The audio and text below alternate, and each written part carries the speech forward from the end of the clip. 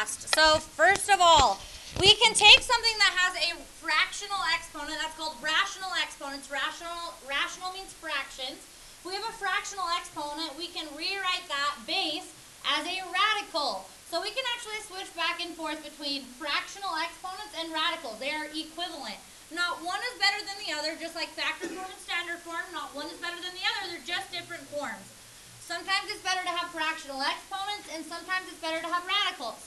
So how we can switch back and forth is, first of all, look, roots go on bottom, power is on top.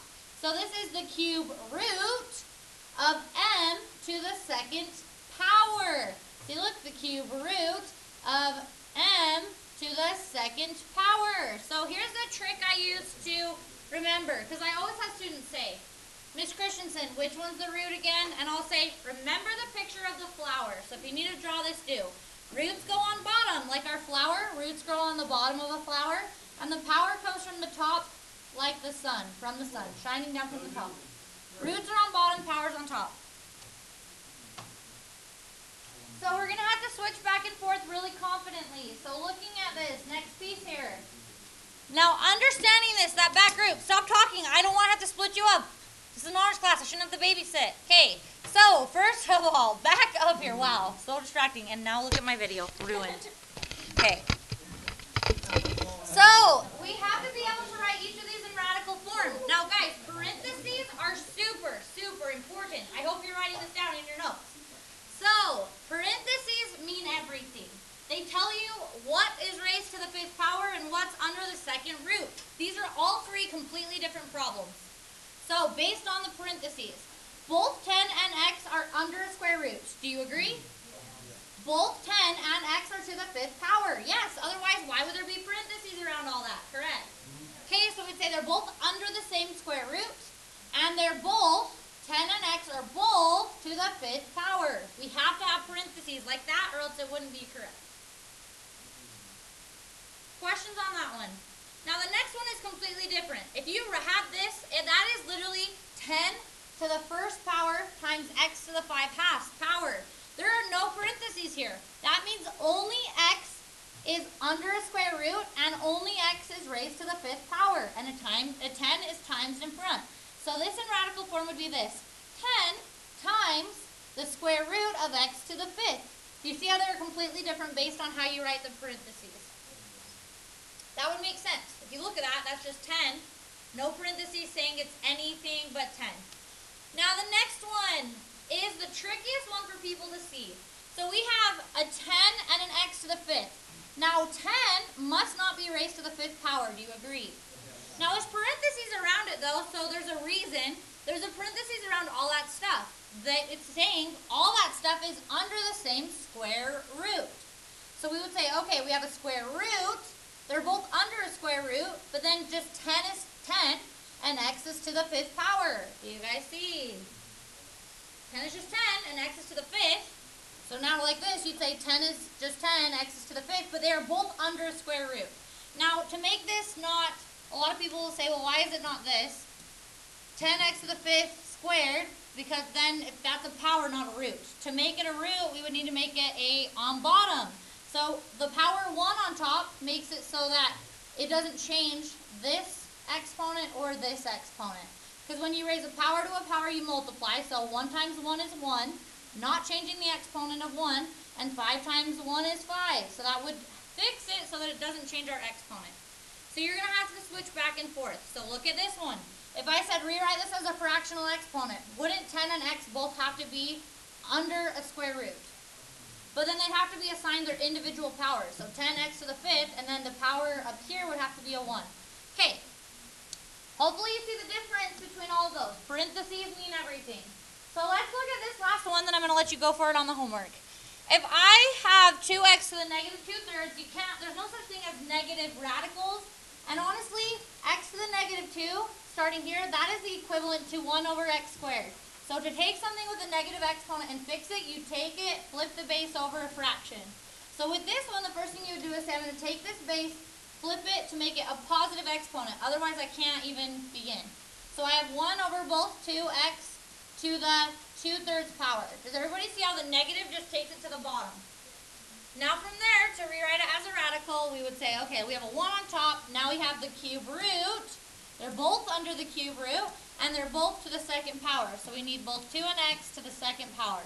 Now from there, you're done. Because a lot of people have asked me, should I rationalize the denominator? No, we're just, in this one, we're asked to rewrite it in radical form, and we've done that. All right. Go do problems, being very careful with your parentheses. Uh-oh. Sorry, one more thing. This is a quick notation thing. I forgot to talk about this, so I added it in there. The square root of x to the 7th versus parentheses the square root of x to the 7th, they are equal. Those mean the exact same thing. Square root. True? So we have x root 2. Does everybody see? 7th power. Isn't this still a 7th power? Yeah, so they can put the 7 inside or on the outside, and they mean the same thing. All right, now you're going to do problems 1 through 12. Check with the people around you on your parentheses. I'm going to be checking around to see if you get number 12 correct. So when you're done with those, ask me to look at your number 12. Let's see who can get it right. Think a little bit. You got number 12, great, but don't talk because a lot of people do not understand number 12 correctly. Everybody looking at this one. Okay, first of all, you got to notice, is 3 squared? No. So you'd say, okay, so we have our 3n squared, true? Now, we leave them separated with no parentheses so far. Now, they both are under a 5th root, so there are parentheses. Those both are under a 5th root. To make it a root, I got to put it down like that, correct? And then what power on top would make it so that our exponents don't change? A 1. And now because I got flipped, it must have been a negative out here. Does everybody see?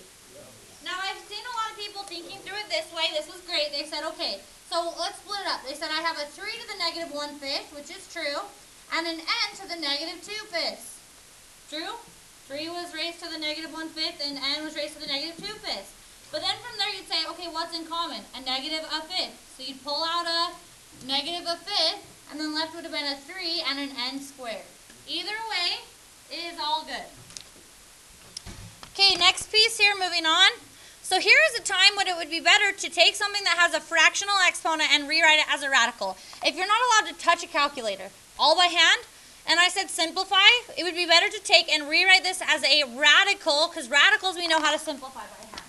So isn't this a square root? Okay, square root of both 16n squared to the 1st power. Okay, so we really are just looking at this. The square root of 16n squared. So then from there, square root it in sections. So you can break it down if you need. 4 times 4n and n. Pulling out groups of 2 since it's a square root. So 4n would be my answer. Now think about it. We were just square rooting it in sections. The square root of 16 is 4. The square root of n squared is n. Does everybody see how my answer is 4n? Very straightforward. Okay, let's do 14. 14, a lot of people do not tackle the correct way, so watch. You're not allowed to touch a calculator. So, let's do this the correct and easiest way possible. We have a square root, so you'd say square root of both 81x to the 4th, both to the 3rd power. Now from there, both of them are to the 3rd power. So we have this, the square root of 81 to the 3rd power, and x to the raise a power to a power, and you multiply. So that's x to the 12th. Is everybody caught up to me mentally? Now from there, do not do in your calculator 81 to the 3rd power, because then what will you do? Re-break it apart. Leave it broken apart. So what we really have is this, 81 times 81 times 81, don't we? By definition, something cubed is that times itself, 3 times. And then we have our x to the 12th. Now from there, pulling out groups of 2, so I already see I can pull out an 81. And then 81's left, but you got to break it down. 9 times 9, so can't I also pull out a 9? Yes. And then x to the 12th. Now let's not write out 12 x's. We're past that point. How many groups of 2 are there in 12? 6. So we're pulling out x to the 6th as well. So we pull out an 81 times 9, which is 729, and then x to the 6th. Was there anything remaining? Hey. Anything remaining? Okay, sweet. So we're done there. That's it? Yep. Good job. Thanks. All right, let's do 23. It says simplify. Notice this one's already in radical form. Great. We like that. Let's start breaking it down. Give me 2 things that multiply to be 128. Any two things, it doesn't matter. 64 times 2. Okay, great. Thanks for that. 64 times 2. Now let's keep going. 64 breaks down into 8 times 8. Now you could keep breaking down 8, but stop. Think advancedly as an honor student. You'd say, okay, there's a group of 2. I'm going to stop then. Okay, yeah. So pull out an 8, and then left is a 2, leaving myself some room. Moving on to my variable, k cubed. How many groups of 2 are there in k cubed? 1. So we'll pull out a k. Then how many would be remaining? 1k. Oh yeah, but just 1k is remaining, correct? So there would be our answer.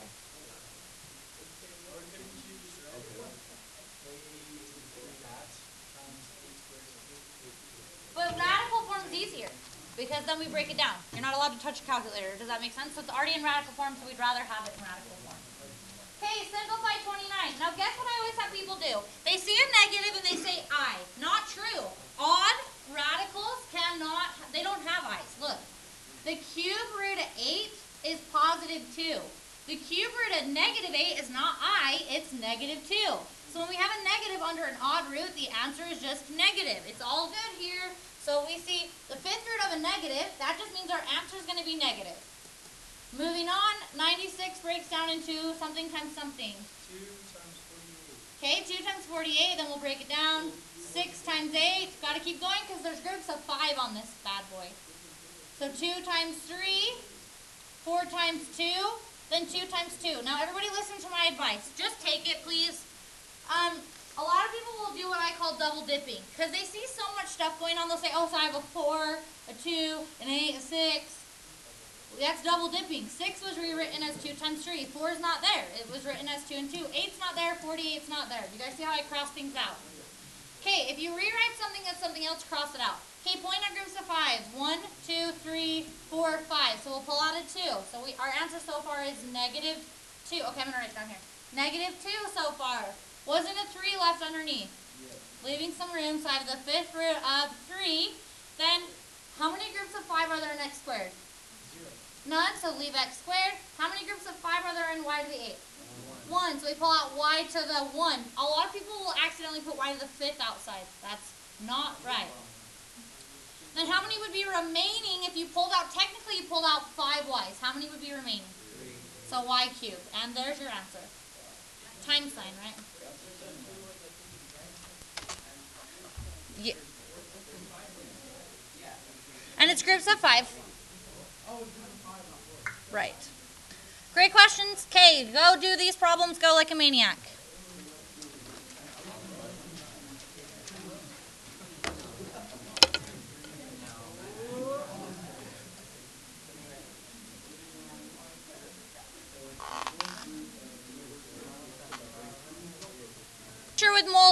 With basic simplification back up here to multiplication, write down the 3 cases. So basically, guys, we can always multiply radicals. It's just how we do it is completely different based on the case. Writing down the 3 cases in your notes. So when multiplying radicals, the 3 cases, you tackle them differently.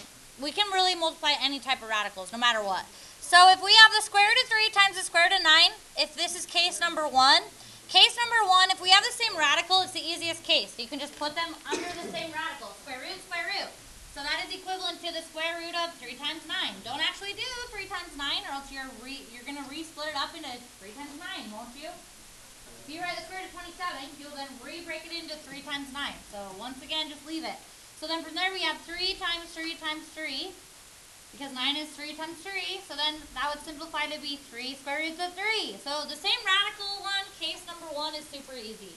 Now case number 2, if you have the same base but different radicals, you can still put them together. Here's how. If you have the same base but different radicals, you'll rewrite it with fractional exponents. So this is 3 to the 1/2 power for that, times base 3 to the 2/3 power. Now from there, don't double dip. Don't do 3 times 3 is 9. That's not how it works. When you multiply the same base, you can put them as the same base and you add your exponents. When you multiply, you add. So we're going to be doing 1/2 plus 2/3. Yes. So that you got a common denominator. Now you can just do it in your calculator. You can do 1/2 plus 2/3, math, enter, enter, and you get 7/6. Or you can do it by hand, get a common denominator. But I'm not going to go over that because that's, yeah.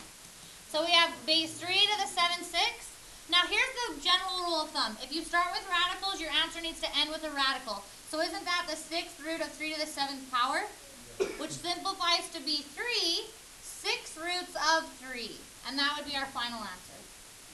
So same base, write it as fractional exponents and then use properties of exponents instead.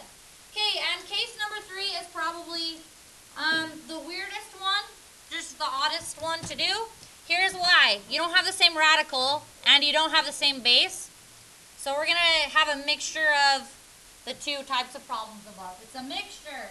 So what we do is we do first start out by writing these as fractional exponents. So then that would be base 3 to the 1/2 power times base 5 to the 1/3 power. Now unlike base 3, when you multiply you add, you can't do that here because we don't have the same base. So instead what we're going to do is we're going to get these so that they both have the same denominator because then they would both be under the same root.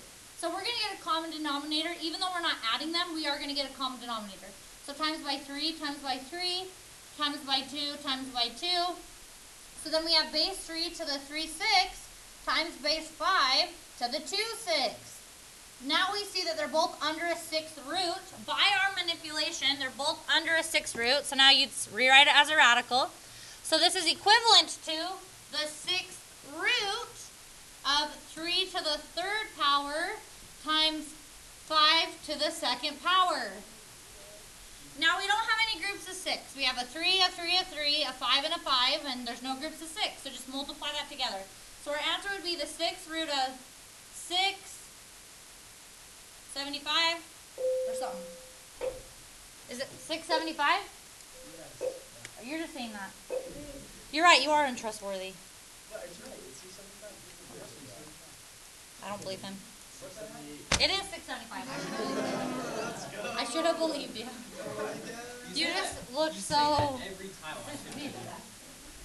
Alright, let's do 37. Which case is this? Same radical. Same radical, case number 1. This is the easiest one. Now don't be mistaken, that's just a time sign. We can reorder time signs. So we have -2, we have the square root of 5 times 20, which we're not going to actually do 5 times 20, because that's counterproductive when we would already break it apart. 20 is 5 times 4. 4 breaks down into 2 and 2, correct? Don't double dip, so pulling out groups of 2. Pull out a 5, pull out a 2. Well, we pulled out everything. -2 was on the outside, we'll times it to 5 and then times it to 2. So we get -20. Do number, oh wait, never mind. Hey, guys, listen. The reason I added this on here is because this is one of the most commonly missed problems on the test. 80% of students miss this problem on the test. Now, if I say that, say you guys suck at taking notes. You're not writing like a maniac. Oh my heck, people miss this on the test, 80% of students. Like, that's what you should be doing. If I say something like that, you should be writing that somewhere to make note of it. I'm not just saying that. Like, I'm telling you, 80% of students miss this one on the test. One just like this. Because every year, me and Mr. Roberts go, how can we teach that better? Well, it's because we don't go over it enough. Now, I'm going to say I went over it plenty. So, how would we do this one? We just learned this. Same base, different radical. How would we rewrite it? Fraction. So that'd be x to the 1/3 times x to the 3/4, correct? When you multiply so 1/3 plus 3/4, and then we would get 13/12, and then you'd say I started with a radical, so my answer needs to be written as a radical, the 12th root of x to the 13th power, which would simplify to be x, 12 roots of x. Okay, good. All right, now this is the one right here. Ding, ding, ding. This type of problem is commonly missed. I'm telling you, there will be one exactly of this caliber, this level on the test. I'm not even telling you. Like, I'll be straight up. Okay, so with this one, it's the same idea. We have different radicals, but the same base. So rewrite it with fractional exponents. So this is x to the 1/3 divided by x to the 3/4. Now, right here, when you multiply, you add. When you divide, then you subtract. And you always subtract the top from the bottom, and it always starts out with a base x on top. So base x, and then we do 1/3 minus 3/4. Now you could do that in your calculator and hit math enter, enter, or do it by hand. So we would get x to the times by 4/4 times by 3/3. So then that's 4/12 minus 9/12. So then we have x to the negative 5/12. If we start as a radical, we need to end as a radical. How can we write that as a radical? 1 over the 12th root of x to the 5th, and nothing else pulls out. Do not miss that one on the test. What an easy problem if you know what you're doing. Okay. All right, so you would be able to tackle this one. Just tell me verbally how you do it. Base 4 to the 1/2 times base 4 to the 1/3, and then you would, when you multiply, you add. Would you have a base 16? No. Base 4 stays base 4, everybody. Okay. Next one, same idea, correct? So not the same idea, I guess. 2 to the 1/2 power, correct? Times base 3, I'm writing with just like a scrolly, to the 1/3. Okay? And then wouldn't you get a common denominator right here? And then put them under the same root, and then continue. Okay, right here. How would you do this one? One of the most missed ones on the test. Put them in the fraction and then subtract. So you'd have x to the 1/2 subtract. We'll just subtract a third, correct? Okay. Okay, do 35 to 44, go like a maniac. Hey, so a lot of you have just memorized a process on how to rationalize a denominator, and you don't understand what you're doing. That's not going to fly anymore. You got to understand it. Here's why. We're going to be doing much more advanced rationalizing of denominator. So everybody look. So everybody listen. It is not considered appropriate, just like not having a negative exponent it's not that it's mathematically incorrect, it's just not considered appropriate. It's also not considered appropriate to have a radical in the denominator of a fraction. So we rationalize the denominator. We write it in an equivalent form mathematically, just in a prettier way, without a radical in the bottom. So most of you know, you'd say, I'd multiply by root 3. So then on top, that is true, we would. Now we're timesing by a 1, correct? So we're not changing it. Look, 3 over root 3 is 1. That's why it's not changing it. It's just changing the format of it. So then we have 2 root 3 on top, and then on bottom, we have the square root of 9, which is 3. A lot of you actually don't think about that correctly. You've just said, okay, I multiply by the same thing. So then you get to this, and you say, so I'm going to rationalize the denominator by multiplying by the cube root of 45. No, that's not how it works. So instead, we got to think about this correctly. So look, back to here. We had the square root of 3. We needed it to be the square root of 3 squared so that root cancels out with power. Do you guys see? So we had 1 3. How many more 3's did we need to make it 3 squared? 1 more. Okay, so let's look at this one. 3 over the cube root of 45. The first thing we're going to do is we're going to break this down into the 45 into its factors, because we're going to want to rationalize by the least amount possible. So is it 45 9 times 5?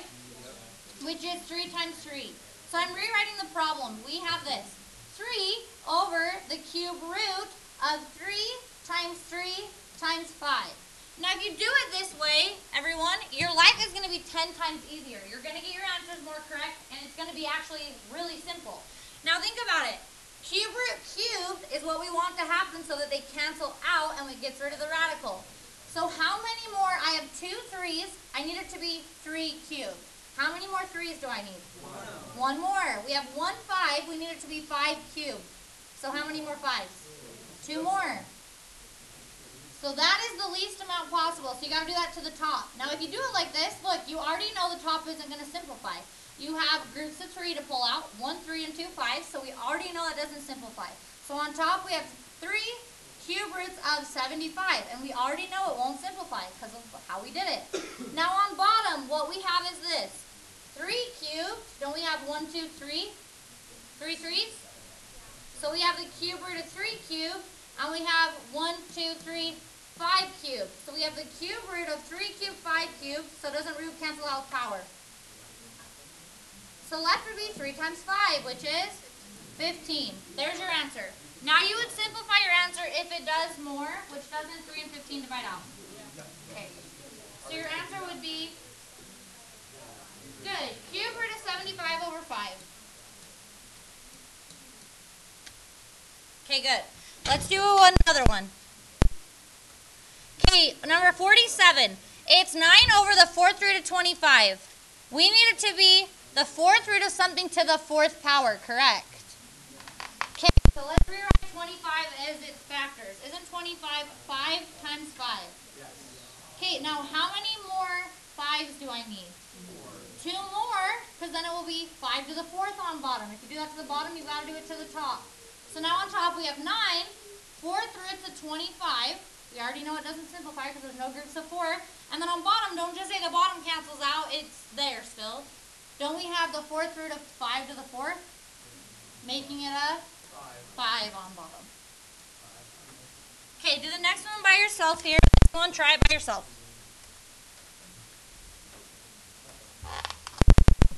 Okay, so you wrote 9 as 3 times 3? So you multiplied by the cube root of? 3. The cube root of 3. Now you said multiply the top and bottom by the cube root of 3. Now does that mean that you can just multiply a piece of the top? No, there's 2 terms here. If you're multiplying it to the top, you've got to multiply it to the whole top. So you got to distribute. So that'd be negative cube root of 3. Cube root of 3 times cube root of 3 is positive. Cube roots of 3 and 3 is 9. And then on bottom, what would we have? 3, right? There would be your answer. 2 terms, you got to distribute. Is anyone confused on what I did? Because there was 2 terms on top, we had to distribute, right? Okay. Do 45 through 49 quickly. Subtracting radicals, it's a lot more picky than multiplication. So, to add or subtract radicals, you have to have like radicals. Like radicals have the same radical, and what's underneath is the exact same. Period, end of story. It has to be exactly the same to add them. The radical has to be the same, and what's underneath has to be the same. And if you can't combine them, then it just combines like terms. 1 square roots of x plus 1 square roots of x is 2 square roots of x. Do you guys see? Doesn't change the apple, or doesn't change the square root part. Alright, so look at this one. Cube root of x plus square root of x. We can't add them because it's a cube root of square root. We can multiply them. It's not picky when we multiply, but adding is very picky. So right here, even though they're both square roots, people will go, oh, that's the square root of x plus 2. Or they'll do the square root of 2x, which doesn't make sense. You can't even add them. They're not the same. Does that make sense, everybody? So the only way to combine them is if they're like terms, like radicals. So what if I made this a 2 root x plus 3 root x? What would we get? 5 root x. Correct, everybody. Okay, let's do a problem off the homework. Go to problem number 51. Okay, to know if they're like radicals, they actually have to be simplified completely. So let's break down our 45. 9 times 5, 3 times 3. Careful, we're pulling out a 3, but there was already a 2 on the outside. So far we have 3 root 3 plus, and now we have 6 root 5. Then right here, break down 9 times 5, 3 times 3, pull out our 3. Now we have plus 9 root 5. So now you combine the radicals that can be combined. 3 root 3, no other root 3's. So 3 root 3 plus 6 root 5's plus 9 root 5's is 15 root 5's. That would be your final answer. You can't combine those because they're not like radicals. Make sense? Do this one by yourself, go.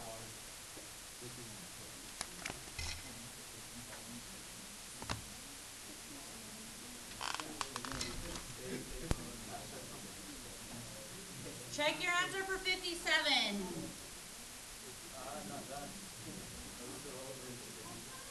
And if you get it right, keep moving on with any addition and subtraction ones. Page. Okay. So it says in the instructions, find all the real. We're only dealing with real, not imaginary in this unit. Find all the real square roots. So basically, the square root of 400 is 20, correct? Now, because of the word all, we have to actually put plus or minus. Now, if I just said to you simplify the square root of 400, you only do the primary root, which is the positive root. The square root of 400 is 20. But if I use the word find all the real square roots, yes, we can put plus or minus. All right, so now let's do this one. The square root of a negative, is that imaginary? Yeah, then that's none. There are no real square roots. All right, find all the real cube roots. So the cube root of 216 is 6. Now, is it okay to have a negative under a cube root? Yeah, it's not I. Don't be that person that says it's I, because it's not. It's actually just -7. Even roots can't have negatives or we have i's. So the fourth root of negative 81 would be none. There are no real fourth roots. Right here, number 10, find the real fourth root of 256. If we do that, we get 4. So, even. Oh yeah, we better put, because of the word all, good point, we probably should put plus or minus. Okay, now with that being said, let's look at some different cases here because something interesting comes up and we're going to learn a new rule you haven't seen. The cube root of negative 8 is negative 2. So we can have a negative underneath an odd root. But a negative under an even root is I, correct? So you can't have a negative and you can't have a negative underneath. Alright, that makes sense here. So let's look at this example here. The square root of negative 2 squared is 2. It comes out to be 2. But why? Well, let's look at this. Didn't we just see a second ago that root cancels out with power and we get negative 2? Now think about it. The square root of 4 is, the primary root is 2, correct? The square root of negative 4 is 2i, not negative 2. So even roots either have positive answers or i's, not negatives, correct? It is not possible to get a negative answer with an even root. Do you agree? We'll get i's. Okay, so what happens when we start dealing with variables is we have to sometimes add absolute values on our answers so that we tell it that it's only the positive answer. So right here is the rule you should be writing down. If you start with an even root and your answer comes out to have an odd exponent in the answer, you need to add in absolute values. Otherwise, your answer could potentially be negative. Now, I'll explain with an example here. So write that down. Even root, odd exponent, you need absolute values on your answers. Now, that's only with variables. So let's look at this example. We have the square root of x to the 6th. That comes out to be x cubed. How many groups of 2 are there in 6? 3. Do you agree? Now look, if I plug in a negative 2 right here, wouldn't I get negative 8 as an answer? Yeah, which is not possible. The square root can never have a negative answer. So we would need to add absolute values. Because this 3 makes it so that there could be a negative answer here. So we're saying only the positive answer. So look, even root, odd exponent, you need absolute values. So look why we wouldn't need it here. Even root, yes. Odd exponent, no, it has an even exponent. Won't this squared take care of the negative already? Yeah, if I plug in a negative, squared takes care of the negative. So you don't need absolute values to be not necessary. Then remember, odd roots can have positives and negatives. So there would not ever need to be absolute values. Does that make sense? Okay, so watch these last couple examples. Just watch. You don't need to take notes. These aren't on the homework. But watch me use the absolute value stuff. Even root, let's simplify this. Won't that become 9x squared? So even root, yes. Do we have any odd exponents?